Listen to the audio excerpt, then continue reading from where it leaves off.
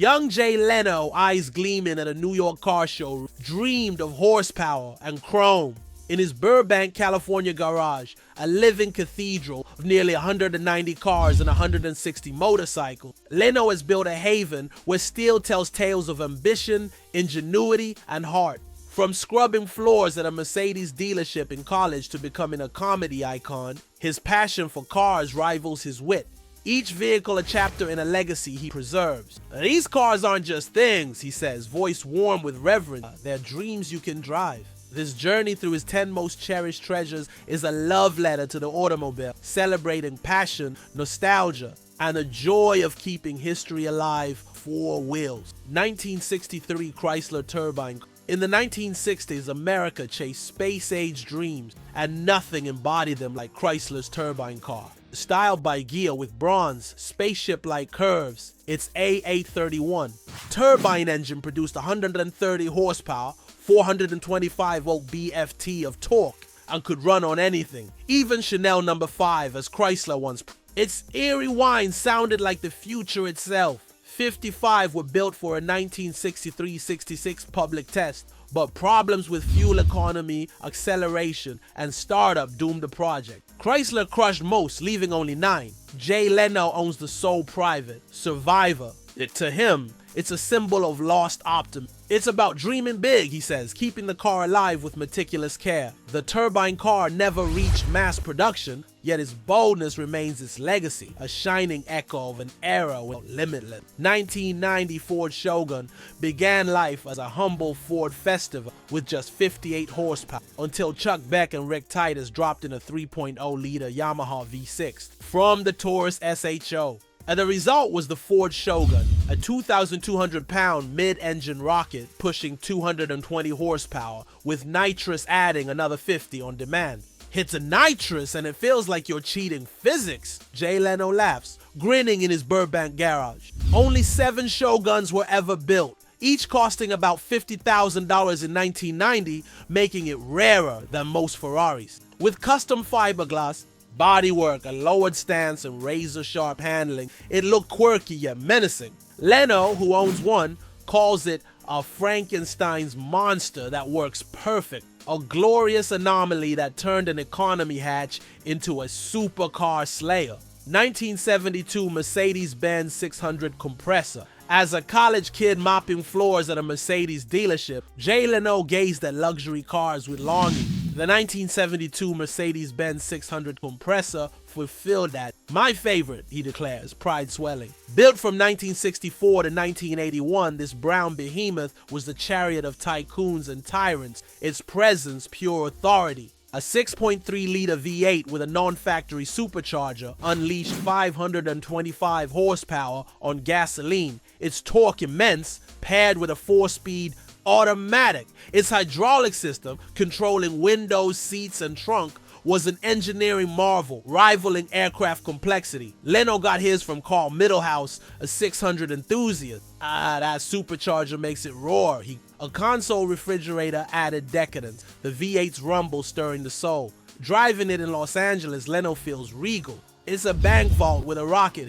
The 600 ties him to his youth, a symbol of ambition realized. Maintaining its hydraulics is tough, but it's worth it, he says, to keep this legend alive. The 600, driven by icons like Elvis, was a cultural titan. Its 1,000-part hydraulic system baffled mechanics, but Leno embraces the challenge, honoring an era when luxury meant excess. 1955 Buick Roadmaster Restomar. In the early 1970s, Leno bought a Buick for $350,000, naming it Rosebud. My first California love, he says, nostalgia in his voice. Originally a 200-year-old a 56 HP 5.3-liter V8 with a 2-speed Dynaflow. He upgraded it with a 9.3-liter Chevrolet V8 and a C5 Corvette 4L85E transmission. Air conditioning joined the vintage AM/FM radio, merging eras. Cruising California's coast, Leno feels time melt. It's 1950s style with modern muscle, he says. Rosebud reflects his early struggles, a clunker turned gem. The Roadmaster's chrome embodied 1950s optimism. Leno's Restomod, costing $100,000, honors that while pushing limits. "This is my story," he says, a symbol of passion's power. Buick's flagship, with 8,000 units made in 1955, was a status symbol. Leno's upgrades align with Restomod culture, blending heritage with performance, a movement he championed. 1931 Shotwell. In the depths of the Great Depression, 17-year-old Bob Shotwell built a car from scratch. A three-wheeled coupe powered by a 1.3-liter Indian motorcycle. Costing around $500 and producing 30 horsepower, it clocked 150,000 miles and 65 millipores at top speed. Jay Leno now preserves the 1931 Shotwell in his garage. This is a kid's dream for steel, admiring its hand-built body of salvage parts. Shotwell created it for his high school, challenged by his father to build instead of buy. Fearing collectors would strip it for parts, Shotwell entrusted it to Leno decades later. "Bob knew I'd keep it whole. This car is his legacy," Leno says. Driving it today, Leno calls it a time machine, a symbol of Depression-era grit and ingenuity. More than a machine, the Shotwell is proof that passion and resilience can turn hardship into history. 1966 Chevrolet Corvair Yenko Stinger, staged to second. In the mid-1960s, America's muscle car era was in full swing, and Don Yenko saw potential where others saw a joke. His 1966 Chevrolet Corvair Yenko Stinger Stage 2 transformed GM's quirky rear-engine compact into a track-dominating machine. Powered by a 2.7-liter flat six with twin carbs, it pushed 190 horsepower, nearly double the stock Corvair, and paired it with a 4-speed manual, upgraded suspension, and race-ready brakes. Only about 100 Stingers were built, with the Stage 2 as the rarest. Flared fenders, white paint, and bold Yenko badging gave it an outlaw presence. Don took a car nobody believed in and made it a legend, Jay Leno says, showcasing his own example, one of only a few dozen survivors. Driving it through California canyons, Leno feels the 1960s roar back to life. "It's not just fast, it's got character," he says, grinning as the flat six growls. Scarce parts and tricky cooling make upkeep tough, but Leno keeps it race ready in tribute to Yenko's vision. Once mocked, the Corvair became a hero under Yenko's hands, earning SCCA wins and proving American ingenuity could rival Europe. "Yeah, this car roars rebellion," Leno says, a reminder that risk can rewrite history. 1953, Cunningham C3, American motorsport, was a fledgling dream, overshadowed by European giants like Jaguar or Ferrari. The Cunningham C3 Coupe, one of only 25 built, was Briggs Cunningham's bold bid to change that, crafted for Le Mans homologation. "This is American pride on wheels," Jay Leno says, his voice firm as he admires his C3's sleek lines. Powered by a 5.4-liter Chrysler Firepower V8, it delivered 220 horsepower and 300 lb-ft of torque, paired with a 3-speed manual or Chrysler's 2-speed semi-automatic with overdrive. Its lightweight aluminum body and robust chassis made it a contender on the world stage. Cunningham, a wealthy racer and yachting champion, launched his car company in 1951 to compete at Le Mans, where American cars rarely ventured. The C3, priced at $15,000, was a road-going version of his C2R race car, built to meet FIA's 25-unit production. Its elegant Vignale-designed body, crafted in Italy, blended American muscle with European flair. Leno's example, acquired in the 2000s for collector, is one of nearly 18 surviving units. "It's history in motion," he says, firing up the V8's deep rumble. Driving the C3 through California's hills, Leno feels Le Mans' legacy. "You're racing with ghosts," he says, the car's handling evoking 1950s circuit. "Maintenance is demanding, aluminum bodies corrode, and Chrysler's early V8s need constant tuning. But Leno's team keeps it pristine. The C3's loud man's runs with top 10 finishes in 1953-54 put America on the map, inspiring brands like Shelby. "Yeah, Cunningham showed we could compete," Leno said. "It's rarity and racing pedigree make it a collector's grail, with auction values exceeding $1 million. And Leno's garage is a tribute to ambition, a car that dared to challenge the world."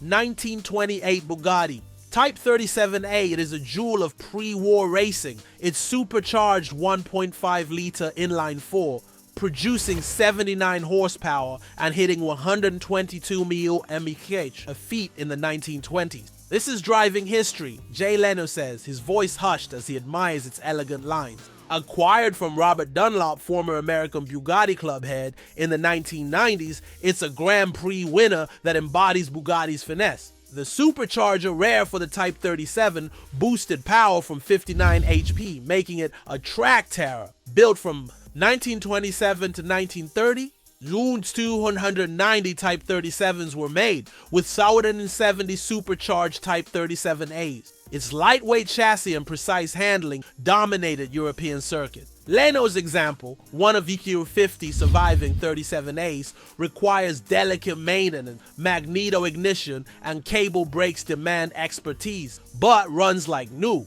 You feel the 1920s racers, he says, navigating California roads. Bugatti's artistry, from its sculpted radiator to hand-stitched interior, set standards for luxury, valued at over $2 million as collectors. Leno's drives honor its Grand Prix glory, a car that defined an era's elegance and daring. 1963 Jaguar E-Type. It is a legend, its curves so stunning that Enzo Ferrari called it the most beautiful car ever made. Jay Leno's example is even rarer, a short wheelbase coupe with a custom 5.7-liter V12 producing 380 horsepower. It's beauty with a beast heart, Leno says, his voice reverent as he opens the hood. Paired with a 5-speed manual, it blends elegance with ferocity, hitting 0 to 60 in mature 5.5 seconds and a top speed of 150 mph. This is pure art, he says, cruising under California's starlit skies. Leno's E-Type,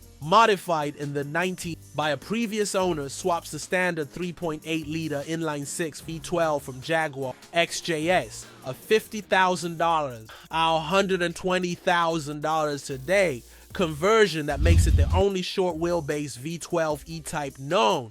Acquired in the 2000s, it reflects Leno's love for unique builds. Anyone can buy a stock E-Type, but this is one of a kind. The V12's smooth power and throaty roar make every drive a symphony. Maintenance is complex. V12s are notoriously finicky, with 12 cylinders demanding precise tuning, but Leno's team ensures it purrs. Introduced in 1961, the E-Type redefined sports cars with its monocoque chassis and aerodynamic design, influencing everything from Corvettes to Ferraris. Its $5,600 price, $55,000 today, made it a steal for its performance. Leno's custom version embodies his boundary-pushing passion, a car that marries British elegance with raw power.